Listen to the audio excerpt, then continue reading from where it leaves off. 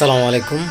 আপনারা এতক্ষণ যা ভিডিওটা দেখতেছেন, আসলে উনি একজন সুন্নি জামাতের মানে অত্যন্ত প্রহরী যেটাকে বলে, ওনাকে অনেকে নয়নমণি বলে সুন্নি জামাতের। এইসব ভণ্ডগুলাদের কারণে আজকে সুন্নি জামাত পর্শবিদ্ধ। মানে দেখেন, হ্যাঁ, কিন্তু মানে যাত্রা যে মমতাজ যেভাবে গান করে পালা গান, উনি কিন্তু সেভাবে গান করতেছে। আচ্ছা বলেন যে বাদ্যযন্ত্র, এই যে মানে এটি আমরা জায়েজ মনে করতে করতে করতে করতে করতে করতে কিছু কিছু আলেমরা আছে, লেখাপড়া তো করছেই না, মানে এটিরে যে কি মনে করে দেখেন। হ্যাঁ, মমতাজের মতন পালা গান গাইতেছে, কি একটা অবস্থা। এখন আমাকে কিছু লোক বলবো আমি ওহাবি হয়ে গেছি, আমি সঠিক কথা, এই একটা শুনে জামাতের সমস্যা।